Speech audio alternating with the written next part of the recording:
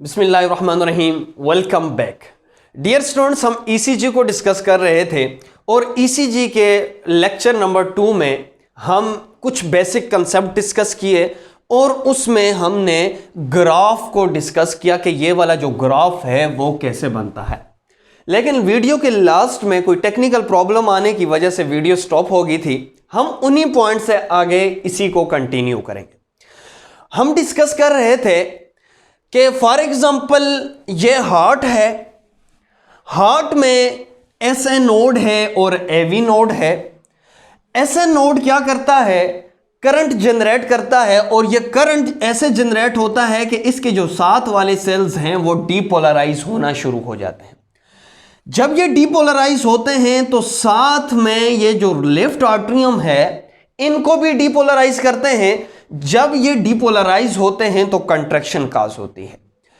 तो ऐसे नोड क्या करता है? साथ ही मैसेज देता है एवी नोड को। फॉर एग्जांपल अगर ये एवी नोड है तो एवी नोड क्या करेगा? डीपोलराइजेशन उसके अंदर भी होगी और डीपोलराइजेशन होने के बाद ये बंडल ऑफ हीस को मैसेज देगा और बंडल ऑफ हीस इस सेप्टल रीजन में डीपोलराइजेशन स्टार्ट करेंगे। लेकिन एवी नोड के अंदर जो डीपोलराइजेशन होगी वो बहुत ही स्लो होगी क्योंकि ये स्मॉल रीजन है हार्ट का और इसके सेल कुछ इस तरह से अरेंज है हॉरिजॉन्टली जो इलेक्ट्रिकल एक्टिविटी को रेजिस्ट करेंगे। इस वजह से डीपोलराइजेशन बहुत स्लो होगी और इस वजह से हमें ईसीजी मशीन पर कोई भी वेव नजर नहीं आएगी। फिर उसके बाद हमने ये भी डिस्कस किया कि नंबर जो तीसरा इवेंट होगा वो दो वेंट्रिकल के दरमियान जो सेप्टम है उनके अंदर डीपोलराइजेशन होगी जिसके डायरेक्शन जो है इस तरह की होगी। और जो फोर्थ इवेंट होगा वो ये होगा मेजर वेंट्रिकुलर में डीपोलराइजेशन होगी और डीपोलराइजेशन की डायरेक्शन यूं होगी और वेक्टर यूं बनेगा। फिर उसके बाद हमने जो फिफ्थ इवेंट पढ़ा वो ये पढ़ा, ये जो बेसल पार्ट है ये बेसल पार्ट में डीपोलराइजेशन होगी और जो उसकी वेक्टर की डायरेक्शन है वो अपवर्ड एंड राइटवर्ड होगी। तो फिर हमने इन्हीं को इस हार्ट में वेक्टर से डिनोट करके हमने समझने की कोशिश की। हमने ये कहा कि सबसे पहले वेक्टर ये बनता है यानी आर्टरियम के अंदर डीपोलराइजेशन होती है और आर्टरियम के अंदर डीपोलराइजेशन के रिजल्ट में कंट्रैक्शन होती है। फिर उसके बाद हमने ये कहा कि ये साथ ही मैसेज देगा एसए नोड एवी नोड को और एवी नोड के अंदर डीपोलराइजेशन होगी यानी दूसरा इवेंट क्या होगा? एवी नोड के अंदर डीपोलराइजेशन होगी। अब क्वेश्चन ये भी था कि सर हमें ये बताएं ये डायरेक्ट इसको जो वेंट्रिकल्स हैं इनको डीपोलराइज क्यों नहीं करता? ये मैसेज एवी नोड को क्यों देता है और एवी नोड जाके इनको डीपोलराइज क्यों करता है? इसका आंसर यह है कि दरमियान में आपको ये जो सेप्टम नजर आ रहा है ये सेप्टम जो है इलेक्ट्रिकल इनएक्टिव होता है यानी इलेक्ट्रिकल एक्टिविटी नहीं करवाता। ये फाइब्रस टिश्यू से मिलकर बनता है।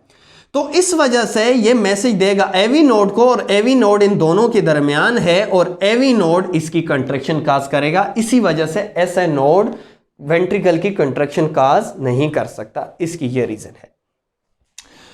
अब सेप्टल की जो रीजन है वहां पे डीपोलराइजेशन होगी और उसमें फोर्थ इवेंट होगा वो क्या होगा? इस कार्डियक रीजन जो major left and right ventricular का मेजर रीजन है इसकी डीपोलराइजेशन होगी और लास्ट में बेसल पार्ट की डीपोलराइजेशन होगी और वेंट्रिकल भी क्या करेगा? कंट्रैक्ट करेगा। तो हमने इसी डायग्राम को ईसीजी पैटर्न के थ्रू समझने की कोशिश की कि ईसीजी पैटर्न बनता कैसे है। तो हमने ये कहा कि फॉर एग्जांपल ये कोई भी पर्सन है, इसको गैल्वानोमीटर के पॉजिटिव इलेक्ट्रोड्स हमने यहां पे लेग रीजन में लगा लिया और गैल्वानोमीटर का जो नेगेटिव इलेक्ट्रोड्स है इसके आर्म रीजन में हमने लगा लिया।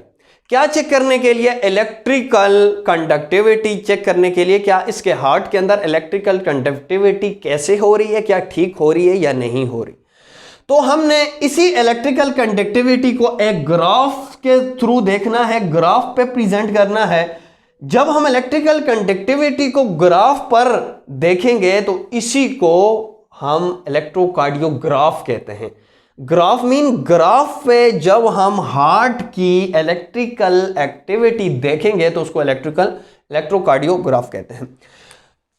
तो हमने ये गिलवानोमीटर रखा, गिलवानोमीटर एक रोलिंग पेपर पे रखा, ये पेपर क्या कर रहा है, रोलिंग, ये रोल कर रहा है, आगे की तरफ मूव हो रहा है। तो सबसे पहले क्या होगा, ऐसे नोड इलेक्ट्रिकल करंट फायर करेगी, तो फायर करेगी तो आर्टरियम में डीपोलराइजेशन होगी। डीपोलराइजेशन के में जो वेक्टर बनेगा, वेक्टर की जो डायरेक्शन है वो यूं है।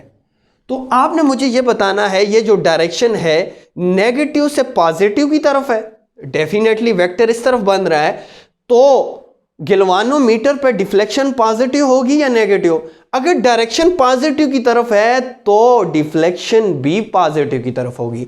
तो सबसे पहले ये वाला बनेगा, इसको हम इससे इस वेव से डिनोट करते हैं, जिसको हम पी वेव बी कहते हैं।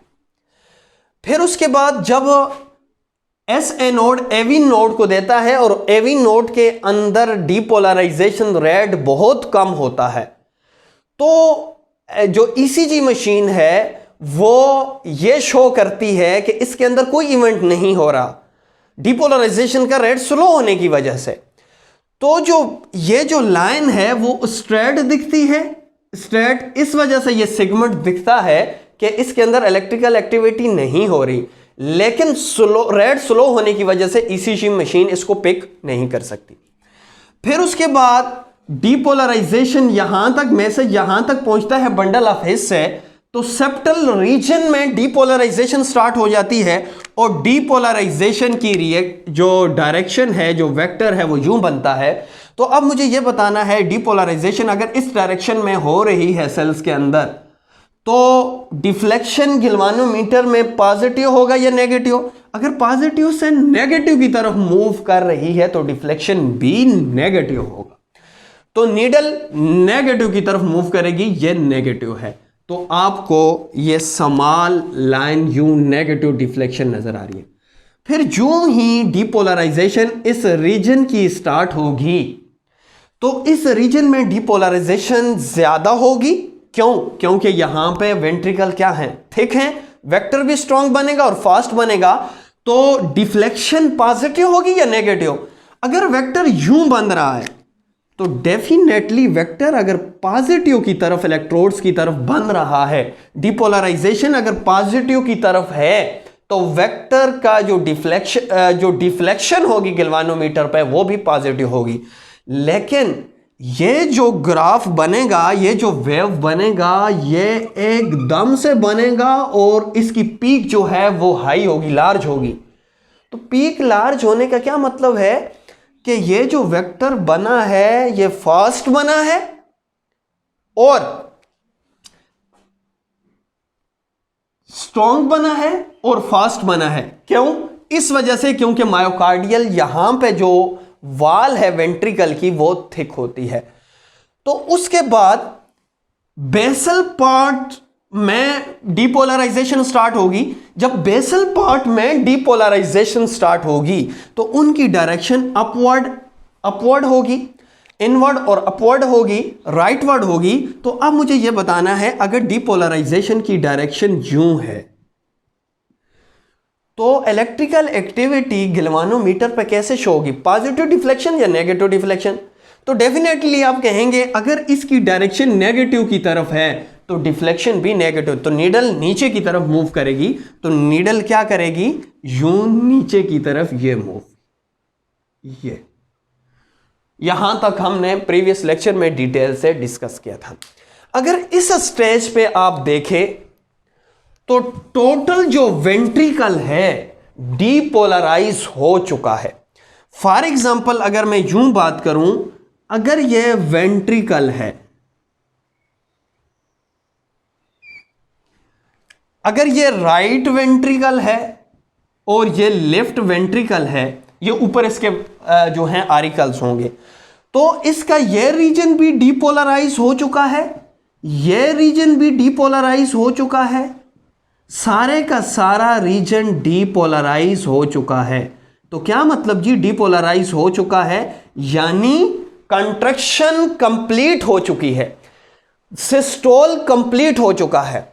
तो अब इसके बाद क्या होगा, अब क्वेश्चन है, इसके बाद अब जाहिर सी बात है कंट्रैक्शन हो चुकी है, डिपोलराइजेशन हो चुकी है, सिस्टोल हो चुका है, तो जाहिर सी बात है अब वेंट्रिकल ने रीपोलराइज होना है यानी रिलैक्स होना है।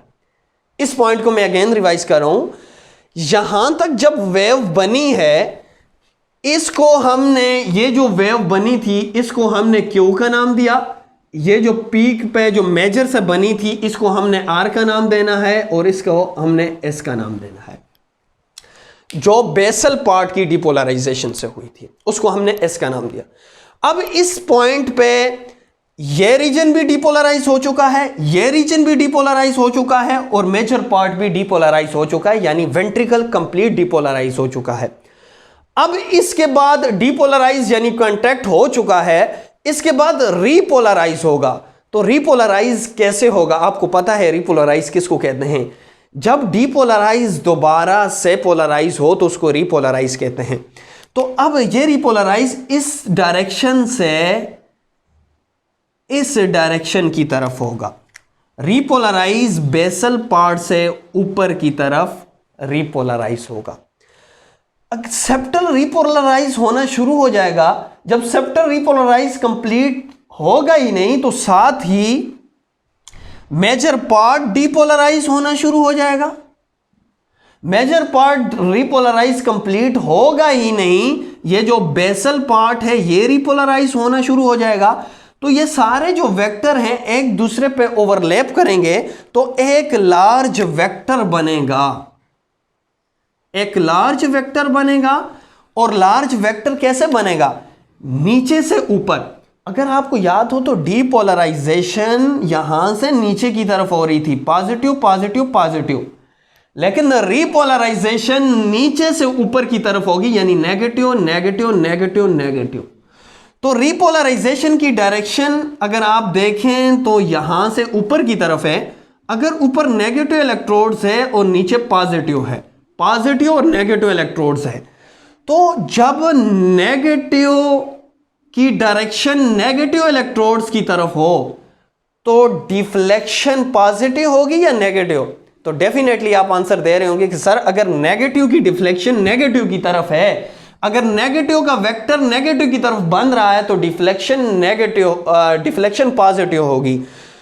तो इस ग्राफ में कुछ देर के लिए इलेक्ट्रिकल एक्टिविटी जो है, जब ये कंप्लीटली डिपोलराइज होगा, तो कंप्लीटली जब डिपोलराइज होगा तो इलेक्ट्रिकल एक्टिविटी करंट पास नहीं होगा। जब ये रीपोलराइज होना शुरू हो जाएगा तो रीपोलराइज की डायरेक्शन नेगेटिव से नेगेटिव की तरफ है, यानी डिफ्लेक्शन पॉजिटिव है, तो नीडल फिर ऊपर की तरफ मूव करेगी और ये ग्राफ बनेगा, इसको हम टी कहते हैं। तो इसका क्या मतलब हुआ, पी ग्राफ कब बनता है, पी वेव कब बनती है, पी वेव तब बनती है जब आर्ट्रियम कॉन्ट्रैक्ट करते हैं। यह जो सेगमेंट कब बनता है, जब एवी नोड के अंदर डिपोलराइजेशन होती है लेकिन ईसीजी मशीन पे शो नहीं होती। क्यू वेव कब बनती है, जब सेप्टल रीजन में डिपोलराइजेशन होती है। आर वेव कब बनती है, जब मेजर वेंट्रिकुलर के अंदर डिपोलराइजेशन होती है। एस वेव कब बनती है, जब बेसल पार्ट में डिपोलराइजेशन होती है। और टी वेव कब बनती है, और ये दरमियान में ये सेगमेंट कब बनता है, ये सेगमेंट तब बनता है जब कंप्लीट डिपोलराइजेशन होती है, इलेक्ट्रिकल एक्टिविटी नहीं होती, तो ECG machine straight line show करती है। लेकिन दोबारा से रीपोलराइजेशन स्टार्ट होती है तो टी वेव स्टार्ट होती है। इसी को मैं और सिंप्लीफाई करने के लिए बाहर लिख लेता हूं ताकि आपका कंसेप्ट बने।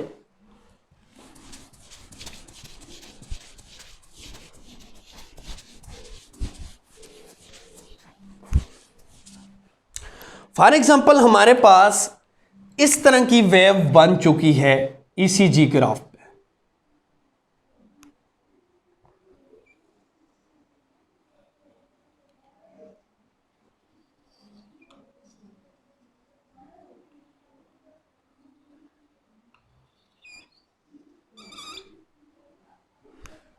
तो फॉर एग्जांपल सबसे पहले अगर इमेजिन करें, ये फॉर एग्जांपल हार्ट है, तो हार्ट के ये ऊपर वाले चैम्बर्स हैं, ये नीचे वाले चैम्बर्स हैं। तो सबसे पहला इवेंट क्या हुआ? सबसे पहला इवेंट ये हुआ कि ऐसे नोड ने फायर को जनरेट किया, करंट को जनरेट किया, और सबसे पहले आर्ट्रियम की कंट्रैक्शन हुई, और आर्ट्रियम की कंट्रैक्शन का जो वेक्टर बना और यू बना, और हमारे पास ये जो ग्राफ बना वो ये बना, यानी कि P बना। ये P है, ये Q है, ये R1 है, ये S है, ये T है। तो P जो वेव है वो ग्राफ पे कब बनती है? जब आर्ट्रियम कंट्रैक्ट करते हैं। क्लियर है? और ये वाला सेगमेंट कब बनता है? ये सेगमेंट तब बनता है कि फॉर एग्जांपल जब हार्ट के ये अपर चैम्बर हैं या लोअर चैम्बर हैं, जब हार्ट के एवी नोड के अंदर डीपोलराइजेशन हो रही होती है और इस डीपोलराइजेशन को ईसीजी मशीन डिटेक्ट नहीं कर सकती, उस वजह से हमारे पास ये स्ट्रेट लाइन बनती है। यानी जो सेकंड इवेंट एवी नोड के अंदर डीपोलराइजेशन होता है उसको हम इस सेगमेंट से रिप्रेजेंट करते हैं। और फॉर एग्जांपल तीसरा इवेंट क्या हुआ? क्यू वेव कब बनती है? फॉर एग्जांपल अगर ये हार्ट है, हार्ट के ये ऊपर वाले 2 चैम्बर हैं और नीचे वाले 2 चैम्बर हैं, तो जब सेप्टल रीजन में डीपोलराइजेशन होती है, यानी 2 वेंट्रिकल के दरमियान इस रीजन में डीपोलराइजेशन होती है, तो उसके रिजल्ट में नेगेटिव डिफ्लेक्शन होती है और क्यू वेव बनती है। एस वेव कब बनती है? फॉर एग्जांपल जब फोर्थ या आर वेव, पहले बात करते हैं आर वेव कब बनती है। फॉर एग्जांपल ये हार्ट है और हार्ट के अंदर जब सेप्टल डीपोलराइजेशन होती है तो उसके बाद ये जो मेजर रीजन है इसकी डीपोलराइजेशन होती है। जब मेजर रीजन की डीपोलराइजेशन होती है तो इस इवेंट के दौरान हमारे पास जो वेव बनती है वो आर वेव बनती है। क्यों? ये लार्ज और पीक क्यों होती है? क्योंकि यहां पे वेक्टर स्ट्रॉन्ग बनता है, ये ऑलरेडी आपको बनता है। और ये जो एस वेव बनती है जो नेगेटिव डिफ्लेक्शन शो करती है, ये कब बनती है? फॉर एग्जांपल ये हार्ट है, इसके अपर 2 चैम्बर्स हैं और नीचे 2 वेंट्रिकल्स हैं। तो जब एस वेव तब बनती है जब वेंट्रिकल, ये जो वेंट्रिकल के बेसल पार्ट है इसमें डीपोलराइजेशन होती है, तो वेक्टर जो है वो नेगेटिव बनता है, तो उसके रिजल्ट में एस वेव बनती है। यह सेगमेंट कब बनता है? यह सेगमेंट जब कंप्लीटली सारे रीजन डीपोलराइज हो चुके हैं। तो डीपोलराइज होने के बाद अगर इसको मैं यूं शो करूं, ये अपर वाल्व चैम्बर्स हैं, नीचे वाले चैम्बर्स हैं, अब ये कंप्लीटली डीपोलराइज हो चुके हैं, वेंट्रिकल कंप्लीटली डीपोलराइज हो चुका है, तो इलेक्ट्रिकल एक्टिविटी शो नहीं होगी। तो उस वक्त हमें सेगमेंट जो कंप्लीट सेगमेंट है वो नजर आएगा। फिर उसके बाद टी वेव कब नजर आती है? जब यही पॉजिटिव, फॉर एग्जांपल अगर इसको मैं यूं शो करूं, फॉर एग्जांपल ये इसके अपर हैं और इसके ये लोअर चैम्बर्स हैं, जब दोबारा से रिपोलराइजेशन नीचे से ऊपर की तरफ स्टार्ट होगी, यानी नेगेटिव की तरफ ऊपर की तरफ मूव करेगा, तो हमारे पास पॉजिटिव डिफ्लेक्शन होगी। और टी का क्या मतलब हुआ? टी का ये मतलब हुआ कि हमारे पास रिपोलराइजेशन हो रही है वेंट्रिकल की। तो ये डायग्राम समझना आपके लिए बहुत ही इंपॉर्टेंट है एमसीक्यूज के लिए। अब 1 बाय 1 देखते हैं। पी वेव का क्या मतलब होता है? पी वेव का जो मतलब है वो ये है कि वेंट्रिकल के आर्ट्रियम डीपोलराइजेशन या कंट्रैक्शन। इस स्ट्रेट लाइन का क्या मतलब है? ये जो स्ट्रेट लाइन या सेगमेंट है, इस सेगमेंट का क्या मतलब है? इस सेगमेंट का यह मतलब है कि एवी नोड के अंदर डीपोलराइजेशन हो रही है, लेकिन एवी नोड के अंदर जो डीपोलराइजेशन है उसका रेट बहुत ही ज्यादा कम है, जो ईसीजी मशीन उसको वेव की फॉर्म में नहीं शो करती। वेव की फॉर्म उस वक्त शो करेगी जब इलेक्ट्रिकल एक्टिविटी शो होगी, तो ये ईसीजी मशीन इसको पिक ही नहीं कर सकती। क्यू वेव कब बनती है? अगर क्यू की बात की जाए तो क्यू कब बनी? जब वेंट्रिकुलर के सेप्टल में डीपोलराइजेशन हुई। तो वेंट्रिकुलर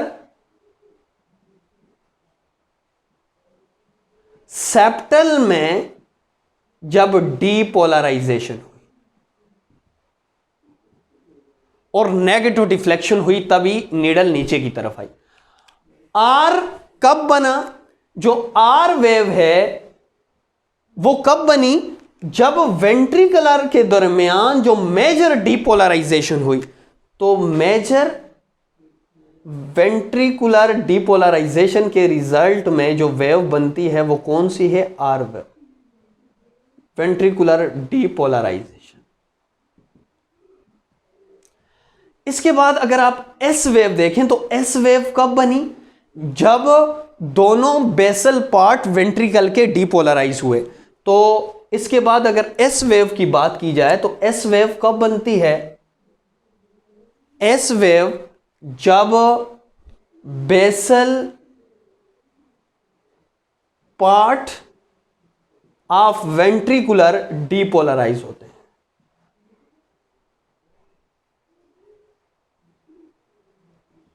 अब मुझे यह बताएं कि यह वाला जो सेगमेंट है, यह सेगमेंट कब बनता है? यह जो सेगमेंट है जब यह कंप्लीटली डीपोलराइज हो चुका होता है, तो उस वक्त ईसीजी मशीन कोई इलेक्ट्रिकल एक्टिविटी शो नहीं करती। तो जो नीडल है ईसीजी की नीडल वो दोबारा से न्यूट्रल पोजीशन पे आती है, तो यह लाइन सीधी लगती है। तो इसका क्या मतलब है? कंप्लीटली वेंट्रिकुलर पोलराइज हो चुका है। एंड लास्ट में ये जो टी वेव बनती है, टी वेव का यह मतलब है कि वेंट्रिकुलर रिलैक्स होना शुरू हो गए हैं, यानी रिपोलराइजेशन होना स्टार्ट होगी। और रिपोलराइजेशन डीपोलराइजेशन के अपोजिट होती है। तो लास्ट में अगर टी वेव की बात की जाए तो टी वेव कब बनती है? जब वेंट्रिकुलर डीपोलराइज, वेंट्रिकुलर रिपोलराइज होना शुरू हो जाता है। तो ये एमसीक्यूज के लिए आपके लिए मोस्ट इंपॉर्टेंट है। पी वेव कब बनती है, क्यू वेव कब बनती है, R wave, C S wave and T wave कब बनती हैं, तो ये मोस्ट इंपॉर्टेंट है। आई होप कि आपको ये कंसेप्ट क्लियर हो चुका होगा। अगर फिर भी आपको कोई भी प्रॉब्लम हो तो कमेंट सेक्शन में कमेंट लाजमी कीजिए। इंशाल्लाह जितने जल्दी हो सका मैं आपको आंसर दूंगा। इसके बाद इंशाल्लाह जो नेक्स्ट लेक्चर होगा उसमें हम ग्राफ को ड्रा करेंगे, जो आप अक्सर हॉस्पिटल में ईसीजी करवाने के बाद आपको एक पेपर मिलता है। उस ग्राफ में हम देखेंगे कि लार्ज बॉक्स कितने होते हैं और उन लार्ज बॉक्सेस में जो स्मॉल बॉक्स कितने होते हैं, और ये जो पी वेव है कितने बॉक्स में बनती है, कितने टाइम में बनती है, और ये आर क्यू आर एस कितनी वेव कितने टाइम में बनती है और कितने बॉक्सेस में आती है, और टी वेव कितने बॉक्सेस में आती है, और इसको हम रीड कैसे कर सकते हैं इंशाल्लाह हम नेक्स्ट लेक्चर में डिस्कस करेंगे। लेकिन यहां पे एक इंपॉर्टेंट पॉइंट है, आप मुझे ये बताएं क्यू आर एस, अगर टोटल की बात की जाए तो क्यू आर एस किस चीज को रिप्रेजेंट करता है? तो आप देखें क्यू आर एस किस चीज को रिप्रेजेंट करता है? सेप्टल, मेजर और बेसल है तीनों वेंट्रिकल। मेजर सेप्टल, मेजर और बेसल पार्ट ऑफ वेंट्रिकुलर। तो इसका मतलब है जो क्यू आर एस कॉम्प्लेक्स बनता है, इस क्यू आर एक्स का कॉम्प्लेक्स का यह मतलब है कि कंप्लीटली वेंट्रिकुलर डीपोलराइज हो चुका है। क्यू आर एस का क्या मतलब हुआ? जो वेंट्रिकुलर है वो कंप्लीटली डीपोलराइज हो चुका है। टी का यह मतलब है कि रीपोलराइज हो रहा है वेंट्रिकुलर, और जबकि पी का क्या मतलब हुआ, पी का यह मतलब है कि आर्ट्रियम डीपोलराइज यानी कांटेक्ट हो रहा है। और ये सिगमेंट का क्या मतलब है कि एवी नोड के अंदर स्टिमुलेशन मिली हुई है लेकिन डीपोलराइजेशन स्लो है, इस वजह से ईसीजी मशीन इसको पिक नहीं करती। तो इस तरह का हमारे पास ग्राफ मिलता है। इंशाल्लाह नेक्स्ट लेक्चर में मिलते हैं, तब तक के लिए इजाजत दीजिए। अल्लाह हाफिज।